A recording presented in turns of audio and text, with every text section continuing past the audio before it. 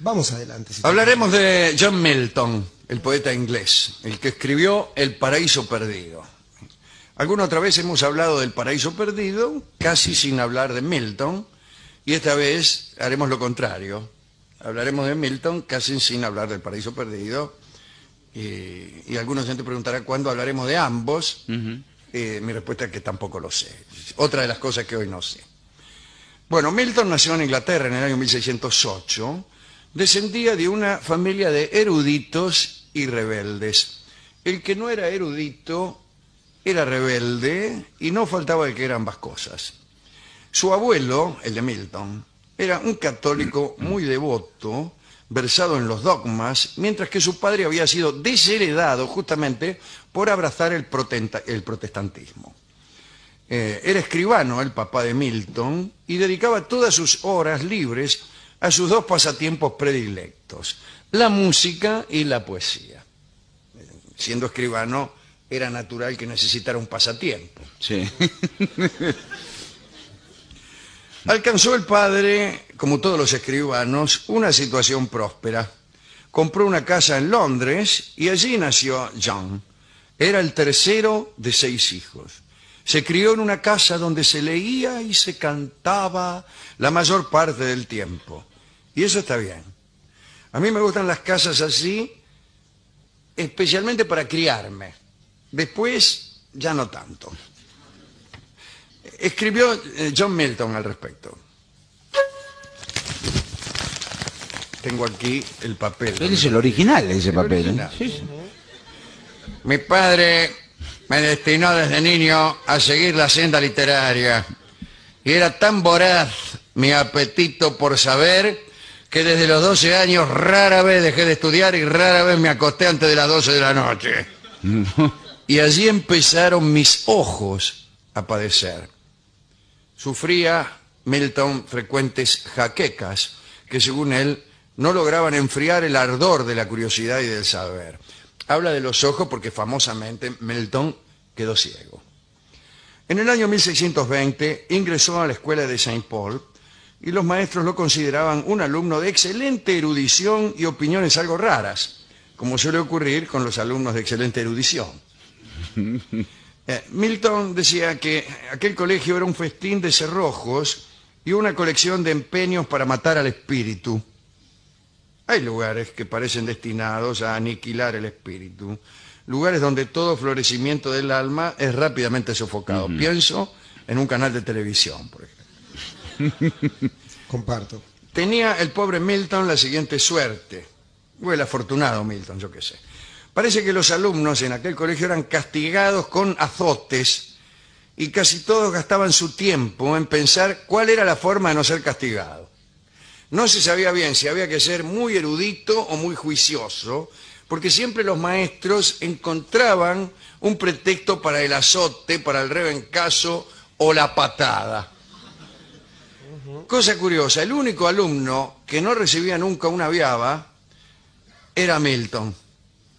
Quizá porque tenía ese término medio, que es lo mejor para hacerse lotario y para evitar los castigos, cosa que sabe cualquiera que haya tenido que pasar alguna vez por el servicio militar, donde conviene no existir para evitar castigos. Es cierto que en el servicio militar cuando dicen ¿quién sabe manejar? Nadie. No conviene ¿Quién saber, sabe hablar por teléfono? ni Nadie. saber ni ignorar. Nada. Milton fue siempre un rebelde, pero nunca un grosero. Eso está bien, ¿eh? Porque algunos confunden la grosería con la rebeldía, de suerte que hay personas que ejercen inversamente la fórmula de Milton. Son siempre groseros, pero nunca rebeldes.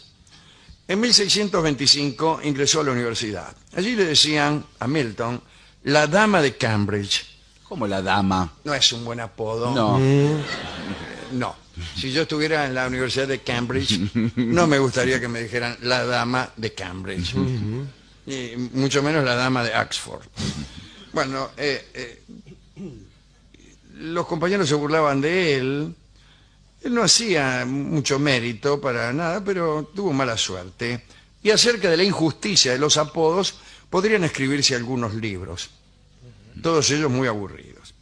Dejo entonces para los ensayistas que han de anotarse en el concurso que aquí realizaremos el siguiente título: Injusticia de los apodos en el siglo XIX. O en mi familia. Mi familia no es tan acota un poco el divertida. universo. Sí, sí, en cuyo caso ya no será un ensayo, sino un cuento de Isidoro Blaisten. Bueno, al final dejó las aulas, harto de que lo cargaran, Milton, pero sí convertido en bachiller y doctor en filosofía. Vos cargalo. Hablaba y escribía 8 idiomas en su estupidez, con la misma facilidad con que usaba el inglés, que era mucha. Y salió entonces decidido a dedicarse a la literatura.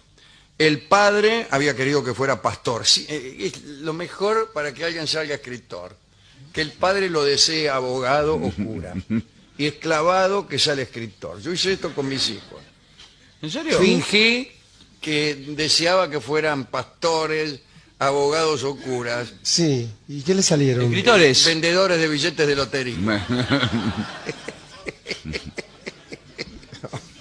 Bueno, versero. No será poeta, pero versero.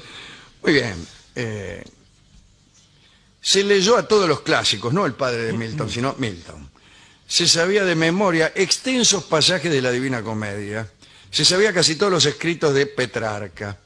En sus ratos libres estudió el órgano, tocaba maravillosamente bien, estudió matemáticas, leyó la Biblia y escribió acerca de estos aprendizajes. Otro papiro original. Sí.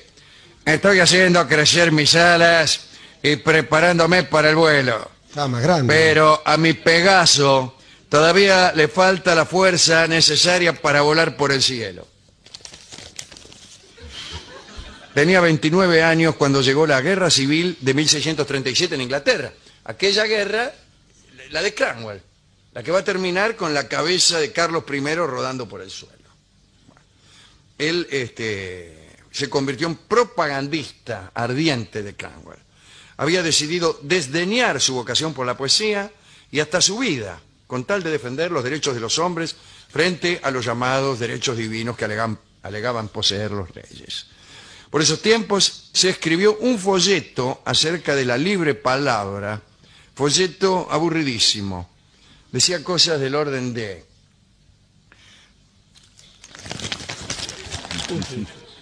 aquel que mata a un hombre mata a una criatura dotada de razón, pero el que destruye un libro mata la razón misma, etcétera, etcétera. Y sigue así aquel folleto durante largos párrafos sin que la idea progrese. Tanto es así que al final dice: destruir un libro es más que destruir una vida. O sea, terminaba igual que empezaba. Petición de principio. Milton desafió a los censores. Cuando rodó la cabeza de Carlos I, él aplaudió la ejecución y llegó a santificarla. Un tiempo antes, Milton había conocido a una hermosa muchachita llamada Mary Powell. Ella tenía 17 años, Parece que era alegre, jovial y un poco ligera de casco. Epa. Marcaba 1.34 la milla. Ah, bueno. Dice Borges: Borges. Sí. Milton pensaba...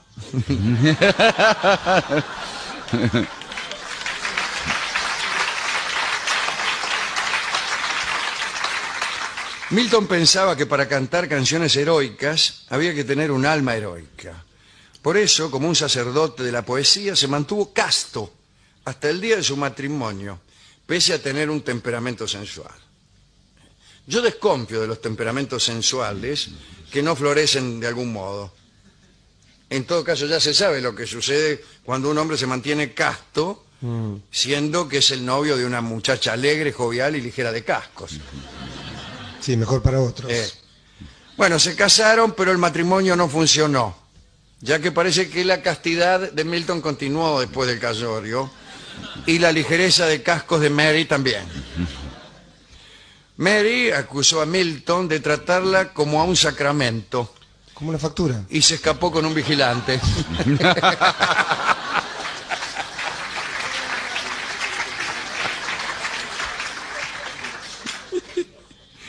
Milton le envió entonces cientos de cartas rogándole que regresara. Tengo aquí una de ellas. Pero hoy vino con la cantidad. caja. Pero es una cosa de loco. Regresa. Firmado. Milton. Lleno de odio, Milton empezó entonces a bregar por el divorcio en Inglaterra. Empezó a trasladar la desgracia particular al plano general, que es lo peor que uno puede hacer con una desgracia. Aquel bregar por el divorcio cayó como una bomba en aquel lugar de rígido puritanismo. Y todavía se atrevió a dar un paso más arriesgado. Sin haber anulado todavía su matrimonio, y con muchos enemigos en la corte, empezó a cortejar a otra mina. Error total. Total, porque en aquellos años estaba muy mal visto. Ahora está muy bien visto, pero antes no. Esta actitud, a saber cortejar Milton a otra mina, desesperó a Mary. Cierto día, al volver de la casa de un amigo, Milton se encontró con una sorpresa en su casa. Ay, qué feo. Mary había regresado. He vuelto, dijo Mary. Cayó de rodillas y le pidió perdón. Bueno, algo es algo. Por algo se empieza. Escribió Milton en las cartas de su diario sobre lo ocurrido aquel día. Qué extraño es sentir la instantánea desaparición del enojo y la urgente necesidad del milagroso abrazo. Como se ve, las historias de amor son siempre lo mismo. Son muy vulgares. Después es uno, el que con atributos de poeta y de santo, las rescata de la vulgaridad. Bueno, volvieron a reunirse, pero otra vez las cosas salieron mal. Mary llevó a toda la familia a vivir con ellos. La madre, el padre, los hermanos y las hermanas. Todos en la casa de Milton, amontonados como perejil en maceta.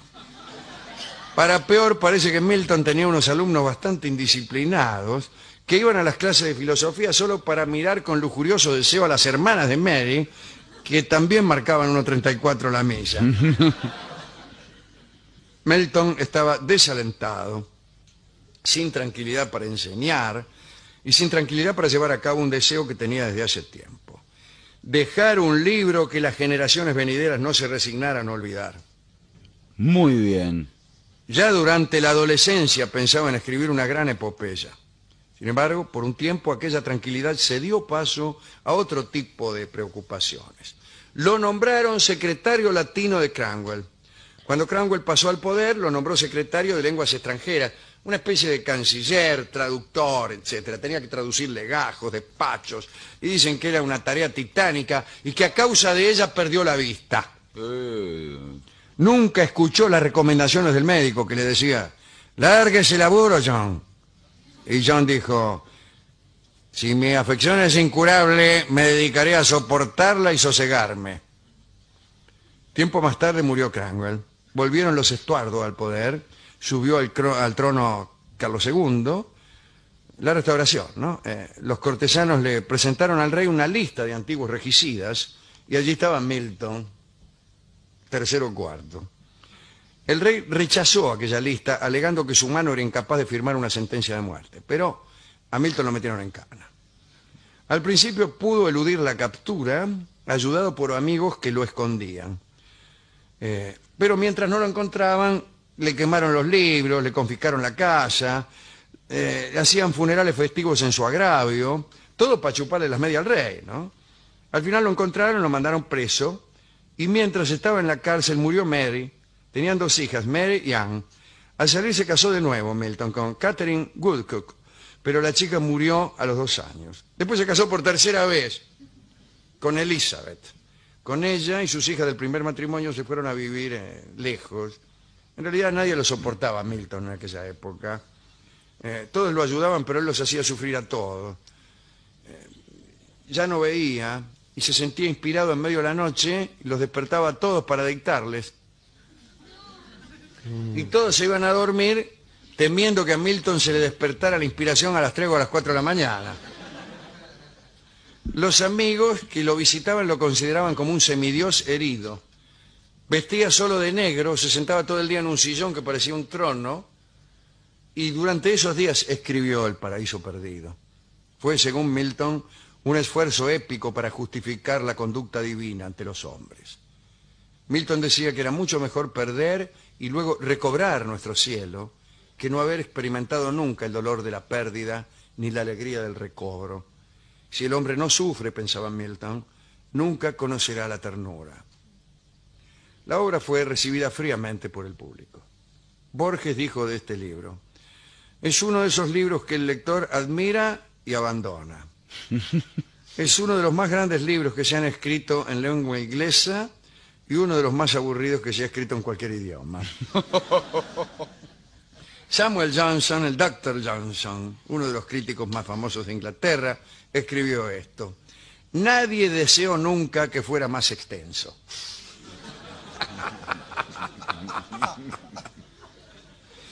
Su lectura es menos un placer que un deber. Leemos a Milton para nuestra edificación. Nos retiramos abrumados y buscamos entretenimiento en otra parte. Milton había tardado 10 años en escribirlo. Los editores le pagaron por la publicación 5 libras. ¿En serio? Sí, 5 libras. Milton se sentía viejo, enfermo, desilusionado. Sus hijas lo abandonaron y el famoso incendio de Londres destruyó su casa. Los partidarios del rey restaurado hacían de su nombre objeto de escarnio. Su último momento de dicha fue la publicación de Sansón el luchador en 1671. Y en 1674 murió. Solo unos pocos notaron la muerte de uno de los más importantes poetas de la historia. En el diario decía así: ha muerto John Milton, hombre viejo y ciego que escribía documentos en latín. Esa fue la descripción. Qué fuerte. Hemos hablado aquí del Paraíso Perdido, esos libros entre el cielo y el infierno. Ahí se cuenta el conflicto y la caída de Satán.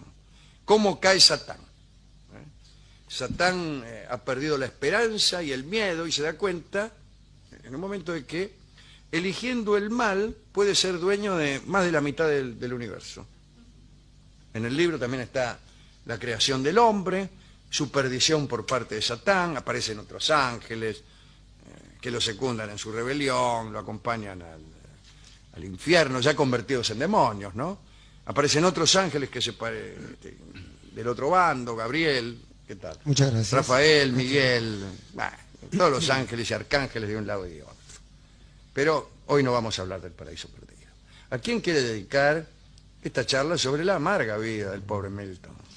Antes le quiero hacer una pregunta, Alejandro. ¿Qué opina usted de esto que se dijo en la charla acerca de esos libros que son más un deber que un placer leerlos? Digo, ¿no cree usted que en algún punto es válido que también existan esos libros? Sí, claro. Digo, estoy pensando, Sí, claro. por ejemplo, en mi carrera, o sea, leer a Lacan no es ningún placer, en cambio sí lo es leer a Freud, que escribía muy bien, Claro, claro. pero casi es un deber para un analista haber leído a Lacan. Son libros que por ahí uno necesita leer para obtener ciertos fines. En este caso se trata de libros edificantes y trata de libros Sí, por ahí el placer está que después, desarrollan ¿no? una literatura interesantísima. El Paraíso Perdido empieza, por ejemplo, con una defensa de la ausencia de rima. No hay rima en el Paraíso Perdido. Y hay unas cuantas carillas, pero muy lúcidas, sobre por qué no hay rima. Y lo primero que dice Milton es que la antigüedad clásica no conocía la rima. Es verdad. Es un recurso relativamente reciente la rima, ¿no? Y esas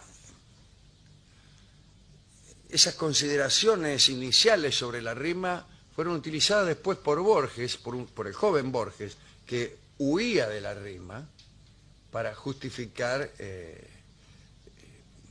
esa posición en aquel momento de su vida, ya que Borges después utilizó siempre rima, ¿no? Pero todas esas consideraciones son desde luego un poco académicas y tienen interés para algunas personas que por su profesión, por su vocación están cerca de esos menesteres.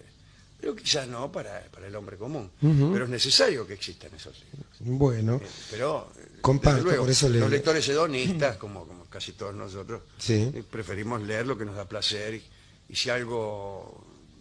Yo incluso me atrevo hasta a aconsejar a los chicos que leen que cuando un libro no les proporciona placer, que no traten Sí. de sacar aceite de las piedras, lo porque dejen. ese libro por ahí no es para él. Ujú. Bueno, Muy bien, y voy a dedicar esto, Alejandro, ya que usted hablaba de un lugar en el cual, una época en la cual se sofocaban los intentos del alma, a todos aquellos que que sufren esto, ¿no? De ser corridos de un lugar por sus intentos de excelencia. Muy bien. ¿Con qué podemos amueblar esta charla del pobre Milton, el ciego Milton, ¿no? Tan vinculado a Borges también por la ceguera. Ya que hablamos del Paraíso Perdido, donde hablaban los ángeles discutían, y dice, yo me voy acá con el diablo, no, ¿qué me vas a venir acá con esto? Y hemos pensado que estas discusiones por ahí tenían lugar en algún boliche celestial, donde los ángeles discutían asuntos de teología, ya que me imagino que así como a nosotros nos gusta el fóbal, sí, a los ángeles les gusta discutir de teología. Sí, un feca, dice usted. Sí, un café. Sí. Y elegimos el tango que se llama Café de los Angelitos, en la versión de Libertad Lamarque, un tango compuesto pensando seguramente en el Paraíso Perdido de Milton. Adelante, Libertad.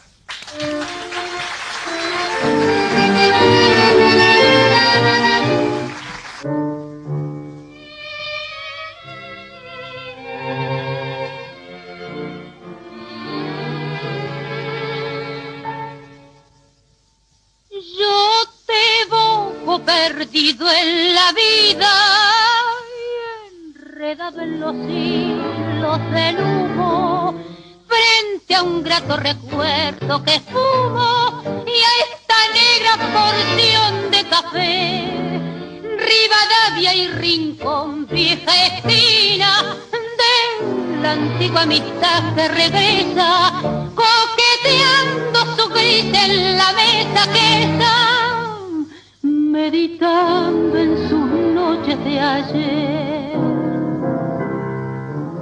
Café de los Angelitos,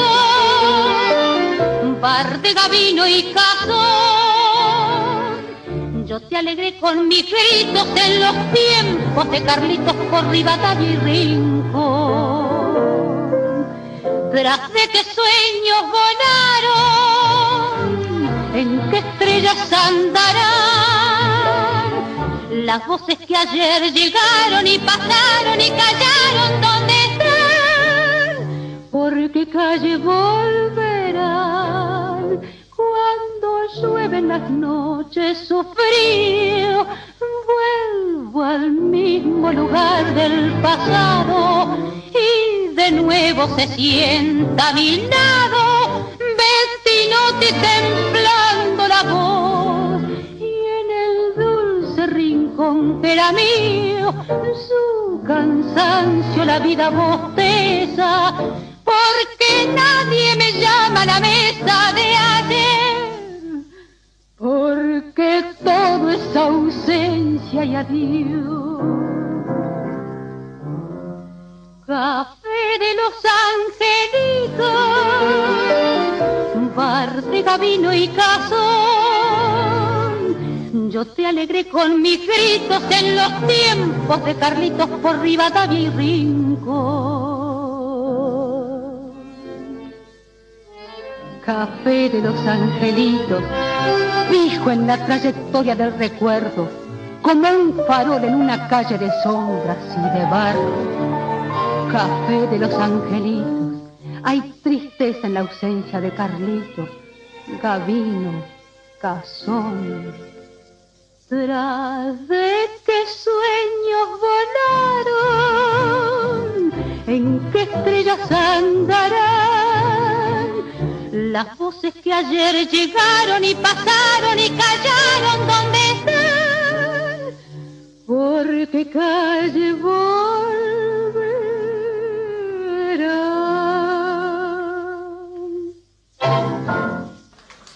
En La venganza será terrible hemos escuchado Café de los Angelitos en la versión de Libertad Lamarque.